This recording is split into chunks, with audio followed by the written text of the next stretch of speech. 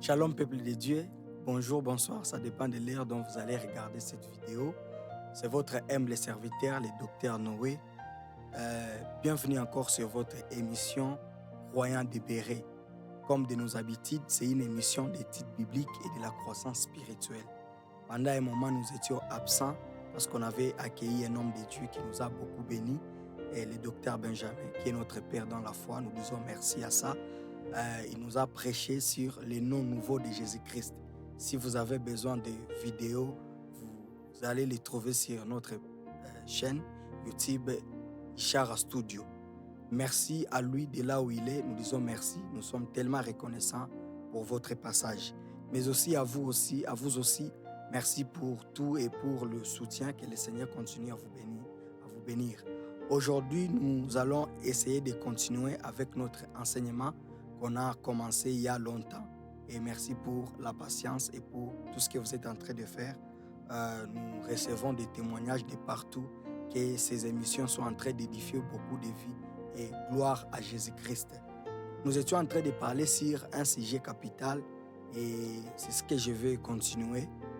Découvrir la différence entre la Bible, les Écritures et la parole. On a beaucoup parlé sur ce sujet. Je suis arrivé au niveau de parler de l'étude de la Bible. Mais avant d'aller plus loin, nous allons lire la parole de Dieu. 1 Timothée chapitre 4, verset 13.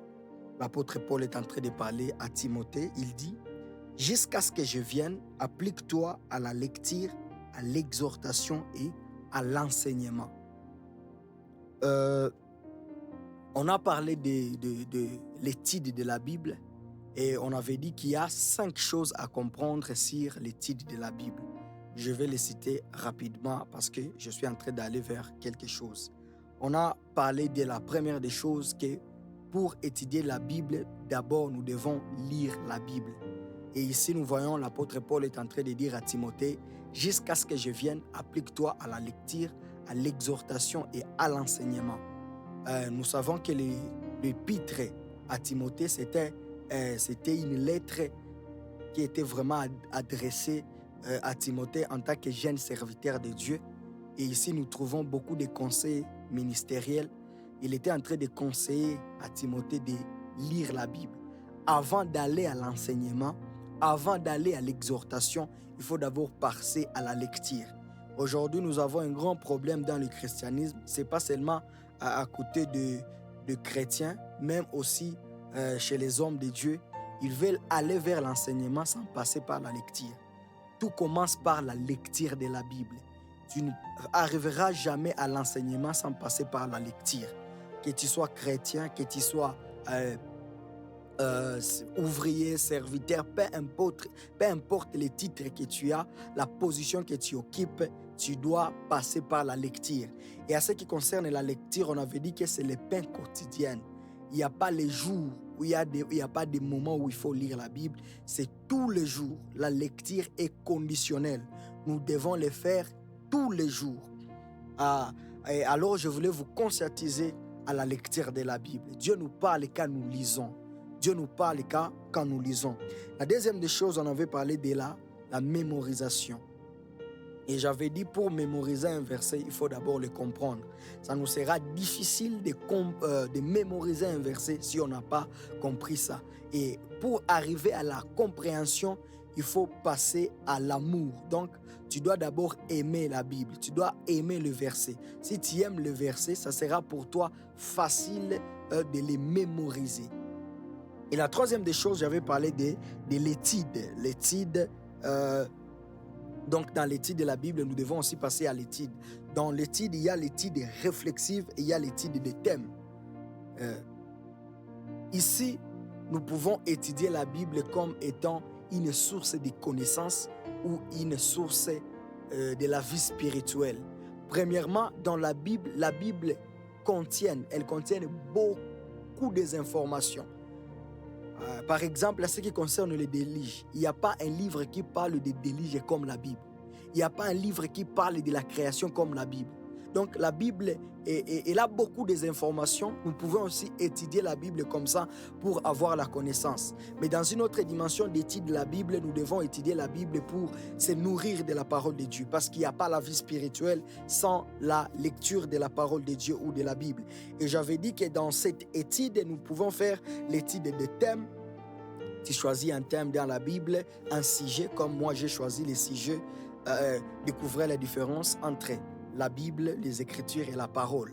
Tu cherches là où il est écrit les Écritures, comme je crois dans Luc 4, 18, la Bible dit, et Jésus, il a pris les rouleaux et il est tombé sur le livre d'Ésaïe. L'Esprit du Seigneur est sur moi car il m'a oint pour annoncer, la Bible dit, et il s'est arrêté, la Bible dit, il a fermé quand il est arrivé à une année de grâce. La Bible dit, ensuite il roula les rouleaux. Et après il dit, la parole de cette écriture vient de s'accomplir aujourd'hui. Donc il a tiré les écritures dans la parole. Les titres des thèmes, tu commences à étudier on appelle ça en théologie la loi de la première mention. Là où le mot est cité pour la première fois. Ça va t'aider à bien comprendre ces mots. Comme je l'avais dit, nous voyons dans Genèse chapitre 6-7, là où Dieu appelle Noé, la Bible dit, Noé trouva grâce aux yeux de l'Éternel et Noé fit sauver de la déluge, du déluge. Et vous allez voir dans Hébreu, là où Paul est en train de parler de Noé, la Bible dit, parce que Noé avait trouvé grâce, il était sauvé. Donc la grâce marche avec le mot sali. On ne parlera pas de la grâce sans parler du sali. Toute personne qui a trouvé la grâce, il a été sauvé. On appelle ça l'étude des thèmes. Au-delà de ça, il y a l'étude des personnes, des personnages, pardon. Nous pouvons voir Adam, il y a Adam, mais il y a des personnages que nous aimons beaucoup, comme Samson, Goliath. Tandis qu'il y a beaucoup de personnes, ils sont des modèles pour nous, mais nous ne lisons pas la Bible. Comme il y a des Jephthé, il y a beaucoup de gens. C'est un devoir que je te donne. Allez-y, allez puiser. Il y a beaucoup de choses dans la parole de Dieu. On appelle ça l'étude des thèmes. Et la quatrième des choses, nous devons passer à la pratique. Nous devons pratiquer la parole de Dieu. Et c'est ce que je veux maintenant parler aujourd'hui. La pratique à la parole de Dieu. C'est bon d'écouter la parole. C'est bon d'entrer à l'église. C'est bon de croire. Mais c'est mieux de pratiquer ce qu'on a écouté. Et le plus grand problème que nous avons dans le christianisme, ce n'est pas écouter, mais c'est de vivre ce que nous avions écouté. Pourquoi Dieu d'ailleurs, on m'a posé cette question aujourd'hui. Pourquoi Dieu a mis l'arbre de vie et l'arbre de la connaissance du bien et du mal dans les jardins et il savait que l'homme est faible? Est-ce que Dieu, il a mis ça pour tenter l'homme parce qu'il savait que l'homme est l'homme? Pourquoi Dieu a mis ça? Et je dis, Dieu a mis ça non pas pour tenter l'homme, mais Dieu voulait savoir. C'était comme un test chez Adam. Est-ce que cet homme m'aime pour de vrai ou c'est une chose qui est dans la tête? C'est comme avec l'histoire d'Abraham. Dieu dit à Abraham, donne-moi ton fils, celui que tu aimes, Isaac. Dieu voulait savoir si Abraham a une pensée ou a une croyance ou a une doctrine. Est-ce que c'était dans la tête ou c'est dans le cœur? Et la seule chose qui prouve que nous avons la parole de Dieu dans le cœur, c'est quand nous la vivons, quand nous pratiquons ce que nous écoutons. Jésus avait dit, à ce qui concerne les pharisiens, je n'ai pas de problème avec eux. Mais il faut regarder ce qu'ils sont en train de faire. Et aujourd'hui, en Swahili, on a sema mutawatamua kwa matendo yao. Et si je veux vraiment parler, parce qu'il y a beaucoup de gens qui disent que quand nous prêchons la grâce, nous poussons aux gens dans le péché. Jamais, jamais et jamais. La parole de Dieu, elle est juste. Et tu ne peux pas dire que tu connais Dieu sans avoir prouvé cet amour vers Dieu. La Bible dit, comment tu diras que tu aimes Dieu? C'est lui que tu ne vois pas et tu n'aimes pas ton voisin. La seule manière qui prouve que nous avons la parole dans le cœur, c'est quand nous vivons selon cette parole. La Bible dit, la foi sans les œuvres est morte. La foi sans les œuvres est morte. Nous devons vivre et pratiquer la parole de Dieu. Et j'ai écrit quelques raisons pour lesquelles nous devons pratiquer la parole de Dieu. La première des choses, c'est dans Jean chapitre 8, verset 51. La Bible dit, si vous vivez selon ma parole, ou si vous pratiquez ma parole, vous ne mourrez pas. Donc la première des choses qui nous pousse à pratiquer la parole de Dieu, c'est parce que la parole de Dieu, elle contient la vie. Elle contient la vie. Quelqu'un ne peut pas pratiquer la parole de Dieu et passer par la mort. La vie que je parle, c'est la vie éternelle. Quand nous pratiquons la parole de Dieu, c'est pour attirer la vie éternelle vers nous. Et ce qui est bizarre, aujourd'hui, nous avons des chrétiens qui disent seulement dans la tête. Ils le disent seulement dans la bouche. Comme Jésus avait dit, j'aime beaucoup ce verset en Swahili, aseme wanasema tu kwa midomo yao, lakini mioyo yao iko mbali na mie. Mioyo yao iko mbali na mie. Et une chose qui nous pousse à ne pas pratiquer la parole de Dieu, premièrement, il y a nos croyances. Il y a nos informations que nous avions. La Bible dit dans Jean chapitre 15, je crois, verset 8, la Bible dit, vous annulez la parole de Dieu au profit de votre traduction. Il y a des gens qui disent que mon pasteur avait dit ceci, mon père avait dit ceci. Ton pasteur n'est pas la Bible. Ton pasteur peut dire une chose, mais si la Bible n'est pas d'accord, on ne doit pas écouter ce que ton pasteur a dit. Nous devons écouter ce qui est écrit dans la Bible. Donc, quand la Bible parle de la traduction, la Bible parle de beaucoup de choses, les informations. Et d'ailleurs, j'ai écouté quelque part un homme de Dieu disait, beaucoup de gens aujourd'hui, ils vivent dans le christianisme où on lit la Bible pour eux, mais ils ne lisent pas la Bible pour eux-mêmes. Comme nous savons tous que c'est Delilah qui avait coupé les cheveux de Samson, alors que la Bible dit que Delilah, lui, il avait seulement mis Samson entre ses cuisses et il avait appelé un Philistin. Il y a beaucoup d'informations, il y a beaucoup de choses que quand nous, comme c'est un devoir, est-ce que la Bible précise que Jésus était allé en enfer? Va lire, est-ce que la Bible dit que Jésus était allé en enfer? Donc, il y a cette croyance que nous avons que le sang de l'Ancien Testament allait en enfer. Je me pose une question, est-ce que Dieu a raccourci la vie d'Enoch pour lui envoyer en enfer? Et la Bible dit, lorsque l'Éternel, Dieu voulut faire monter Élie au ciel, la Bible précise. et Jésus, à la croix, il a dit, Père, entre tes mains, je remets mon esprit, afin que les mains de Dieu se trouvent en Hadès. C'est un devoir. On lisait la Bible pour nous. C'est parmi des choses, on ne pratique pas la Bible. Pourquoi? Parce que nous avons cette croyance qu'il y a quelqu'un qui le lit à notre place. Nous sommes censés tous à passer à la lecture de la Bible pour avoir en elle la vie. Jésus avait dit, les paroles que je vous ai dites sont esprit et vie. Celui qui pratique la parole de Dieu, il aura la vie éternelle. La deuxième des choses qui nous pousse à pratiquer la parole de Dieu, c'est la sainteté de Dieu. Mes amis, Dieu est saint. Païen ou chrétien, voler restera volé. Païen ou chrétien, tromper sa femme restera tromper sa femme. Païen ou chrétien, violer restera violé. Nous ne vivons pas la sainteté pour aller au ciel, parce que nous irons au ciel par grâce. Et j'ai une phrase célèbre que j'aime beaucoup. Si on ira au ciel par sainteté, donc ça sera le mérite. Mais on ira au ciel par grâce. Et cette grâce, c'est le don gratuit de Dieu, afin que personne ne puisse se vanter. Éphésiens chapitre 2, verset 8. La première des choses, ou la deuxième des choses qui nous pousse à pratiquer la parole de Dieu, c'est la sainteté de Dieu. Dieu est saint. Et nous devons vivre selon la sainteté. La Bible dit, Dieu monte à la montagne. Dieu appelle Moïse. Et il dit à Moïse, je vais parler avec toi, mais je ne veux pas que personne s'approche de la montagne. Même un animal, même les animaux étaient interdits de s'approcher. La Bible dit, Zikizogia zitakufa. Qu'est-ce que Dieu a? Nini ni Mungu iko nayo na kifo ya nyama. Mais parce que Dieu est saint, Dieu n'oblige pas la sainteté pour nous bénir. Non. Dieu nous oblige la sainteté parce que c'est sa nature. Et la parole de Dieu nous oblige la sainteté. Nous devons pratiquer la parole de Dieu pour marcher selon sa volonté. Tu ne peux pas être chrétien et dire que tu vis dans le mal à cause du message que tu as écouté.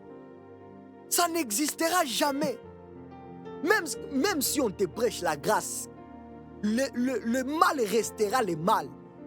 Avant la loi, les gens pratiquaient la justice alors qu'il n'y avait pas la loi pour interdire quoi que ce soit. La Bible dit, au temps de Joseph, il n'y avait pas de loi. Mais Joseph avait refusé de coucher avec la femme de Potiphar alors qu'il n'y avait aucune loi qui interdisait, qui disait que coucher avec la femme d'autrui était un péché. Il n'y avait aucune loi. Mais parce qu'il savait que Dieu exige la sainteté. Ce n'est pas parce que Dieu me dit de ne pas faire ça que je suis libre. La Bible dit, tout est permis, mais tout n'est pas utile. C'est la sainteté de Dieu qui nous oblige aussi la sainteté. Dieu est saint et Dieu n'aime pas marcher avec les hommes charnels. Dieu n'aime pas la chair. Dieu n'aime pas la chair. Et ce n'est pas bien de servir Dieu et marcher selon la chair. Dieu n'aime pas Adam. La Bible dit, si vous marchez selon la chair, vous mourrez. Mais si par l'esprit vous faites mourir les œuvres de la chair, vous vivrez. Vous vivrez. La sainteté de Dieu.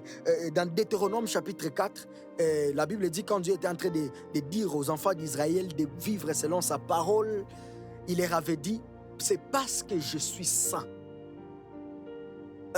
Mon ami, mon père, mes frères, il ne faut pas arrêter le mal pour question. Et d'ailleurs, je pensais à ça. Je pensais, si on dit une fois qu'on enlève l'enfer, c'est une question que je te pose. Est-ce que tu resteras chrétien?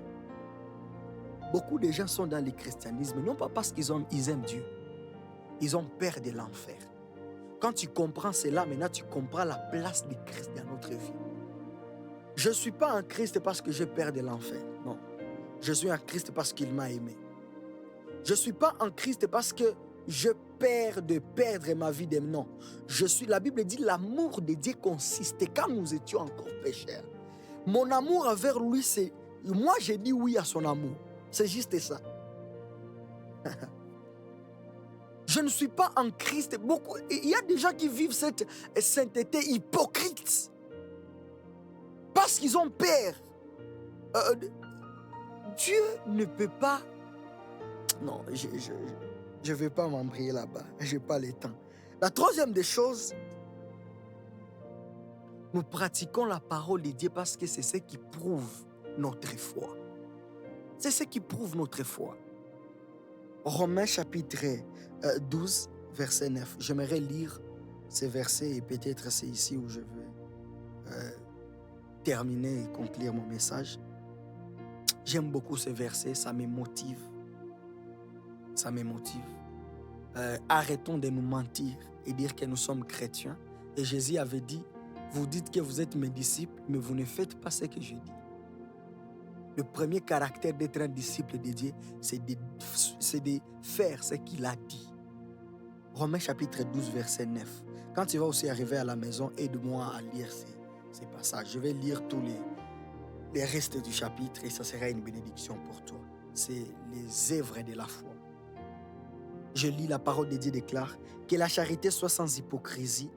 Ayez le mal en horreur, attachez-vous fortement au bien. C'est l'apôtre Paul qui est en train de nous conscientiser à s'attacher au bien. Par amour fraternel, soyez pleins d'affection les uns pour les autres. Par honneur, usez des prévenances réciproques. Ayez du zèle et non de la paresse. J'aime beaucoup ces passages. Soyez fervents d'esprit, servez le Seigneur. Aujourd'hui, nous avons des chrétiens qui entrent et ils sortent. Ils ne servent pas Dieu. Nous pratiquons la parole de Dieu parce que ça prouve notre foi. Quand je viens en l'église, je viens balayer, je ne le fais pas pour mon pasteur. Je ne le fais pas pour qui que ce soit. Je le fais pour Dieu. Mes amis, servons Dieu. Pratiquons ce que nous lisons. Pratiquons ça. 12e verset, réjouissez-vous en espérance. Soyez patients dans l'affliction, persévérez dans la prière. Ici, on nous parle de la prière. Pourvoyez aux besoins des saints et exercez l'hospitalité. Aujourd'hui, nous avons des chrétiens pour donner. C'est un combat. Il faut que Dieu te parle vraiment. Comme j'écoutais un homme de Dieu, j'étais rempli de larmes aux yeux. Il disait, Dieu m'a parlé. Ça fait longtemps que j'étais en conflit avec cet homme, mais Dieu m'a parlé, c'est pourquoi je suis venu ici. Moi, je me suis posé la question, est-ce qu'il faut que Dieu te parle pour que tu sois en bon terme avec ton voisin? Mais tous ces temps, quand tu lis la Bible, tous ces temps, quand tu entres à l'église, on ne te parle pas vraiment de l'amour du prochain. Il faut que Dieu vienne, il faut que tu écoutes la voix de Dieu pour vivre en harmonie avec tes proches. Il faut que tu écoutes la voix audible de Dieu pour comprendre que tu dois exercer l'hospitalité. Il y a des gens autour de toi, tu sais très bien, tu es conscient, cet homme manque la chemise. Cet homme n'a pas de pantalon, cet homme il ne mange pas. Mais tu te sens à l'aise de manger et il n'a rien. Et tu t'appelles chrétien. La foi, ce n'est pas ce qu'on dit. La foi, c'est ce que nous montrons aux gens. C'est ça. Nous pratiquons la parole de Dieu, c'est pour ça. C'est pour ça, j'aime beaucoup ce verset. Je continue le 14e verset. Bénissez ceux qui vous persécutent. Bénissez et ne maudissez pas. Le christianisme, on ne nous a pas appelés à la malédiction. Parce que quelqu'un a quitté l'église, tu trouves le seul moyen, c'est de lui maudire. Il a travaillé peut-être pendant 10 ans peut-être. Et malheureusement, il a engrossé. Une chose qui peut arriver. Je ne suis pas en train de tolérer le bêtise ou le mal. Mais quand même, ayons cette compassion. Il a travaillé. D'ailleurs, c'est l'église qui était peut-être chargée à lui offrir le mariage. Mais c'est l'église qui lui livre entre les mains de Satan. L'apôtre Paul a dit, de tels gens, s'ils ont fait des scandales, un scandale, c'est quelque chose qu'on n'a jamais entendu chez les païens. C'est la seule raison qui peut nous faire écouter ngabatu. Et ce qui est bizarre, mon père dit toujours, chez tunasemaka, tunamutia mikono ya shetani. Mais on n'a jamais entendu chez les diables, hakuna mulozi mwashafa erere bakasema banamtupa mikono ya Mungu. Mais shinjo tunatupaka tu betu. Ça, ce n'est pas le christianisme. Ça, c'est un mauvais cœur. Ça, c'est un mauvais cœur. Nous devons avoir ce cœur de compassion. La Bible nous parle dans l'Ancien Testament concernant les sacrifices de péché. La Bible dit, quand mtu alifanya mabaya, ils amenaient l'offrande na banachangia ile sadaka bote banaikula. C'est participer dans le mal de quelqu'un. Aujourd'hui, nous avons des chrétiens. Ils sont des rancuniers. Nous avons des chrétiens qui te posent la question, est-ce qu'il a connu vraiment Christ? Comment tu peux vivre avec ton voisin, mais il ne témoigne pas que tu es chrétien? Ça, ce n'est pas le christianisme. C'est faux. Le christianisme commence par la pratique de la parole de Dieu. Je continue, je vais terminer ce verset. Aïe, aïe, aïe. La Bible dit, réjouissez-vous avec ceux qui se réjouissent, pleurez avec ceux qui pleurent, ayez les mêmes sentiments les uns envers les autres, n'aspirez pas à ce qui est élevé. J'aime beaucoup le français, ce qu'on a utilisé ici, mais laissez-vous attirer par ce qui est humble. Tu dis à ton âme, moi je serai attiré par ce qui est humble. Aujourd'hui, nous aimons beaucoup le maquillage. Nous voyons aujourd'hui, il y a un homme de Dieu qui a l'habitude de venir toujours en retard à l'église. On lui avait posé une question. Pourquoi tu viens en retard? Il avait dit, je n'aime pas venir à l'église et trouve quelqu'un qui est en train d'entonner le louange pour me déconcentrer. Pour me déconcentrer. Il trouve la raison de justifier sa faiblesse. Il trouve la raison pour justifier son défaut. La Bible dit, laissez-vous attirer par ce qui est humble. Je me pose la question, la Bible dit, Jésus faisait des miracles et il disait aux gens, ne disez pas ça. Waouh! Ce qui est bizarre avec la renommée de Jésus-Christ, avec la gloire que Jésus avait, imaginez-vous avec les morts que Jésus avait déjà ressuscités. Mais le jour où les soldats sont venus prendre Jésus, ils ne connaissaient pas son visage. La Bible dit qu'il fallait que Judas vienne pour lui embrasser. Oh, Cet homme, il était une star, mais humble. On les appelle les héros dans l'ombre. Les sels, on ne voit pas les sels dans la nourriture, mais on sent. Tu n'as pas besoin de te montrer. Non, laissez-vous attirer par ce qui est humble. Je termine par ici, nous allons continuer prochainement. Je veux commencer par ici. Il me reste un point que je vais parler prochainement pour pratiquer la parole de Dieu. Mais quand tu vas arriver à la maison, après avoir écouté cette prédication, s'il te plaît, lis ce chapitre, Romains chapitre 12. C'est un chapitre qui m'impacte beaucoup. J'aime beaucoup lire ce chapitre pour me recadrer dans la foi. Je vais un peu prier avec toi. Père, dans le nom de Jésus, merci pour ta présence et pour ce beau message que tu m'as donné, afin de les donner à ton peuple. Je ne prie pas seulement pour eux, je prie aussi pour moi, parce que j'ai besoin aussi de la transformation. Je ne veux pas dire ce que je ne fais pas et ce que je ne vis pas. Je comprends aujourd'hui que je dois pratiquer ta parole parce qu'elle contient la vie. Je dois pratiquer ta parole parce que ta nature, tu es saint et je suis obligé de l'être. Je dois pratiquer ta parole parce que c'est ce qui prouve ma foi. Aide-moi, Seigneur, à vivre selon ta parole. À ne pas dire et mentir aux gens. À ne pas dire ce que je ne peux pas faire. Ça ne me sert à rien de montrer aux gens ce que je ne suis pas. Je serai en train de me mentir. Toi, le Dieu qui vit en nous et qui connaît tout ce que nous pensons. Aide-moi à pratiquer ta parole. Et que ce chapitre de Romains 12, 9, que ce soit une partie de ma vie. Je le déclare à partir d'aujourd'hui. Toi qui marchais selon la chair et tu te poses la question, comment tu arriveras à abandonner cette vie de l'impudicité, du mensonge? La vie charnelle est devenue une partie de toi. Que le Seigneur Dieu Tout-Puissant te libère au nom puissant de Jésus. Je prie pour toi, toi qui vas écouter ce message, que ce soit un nouveau départ pour toi, pour ta vie, pour ta famille. À partir d'aujourd'hui, que ta vie change à travers cette parole. J'ai ainsi prié. Amen. Que le Seigneur vous bénisse. Croyant des bérets. À la prochaine.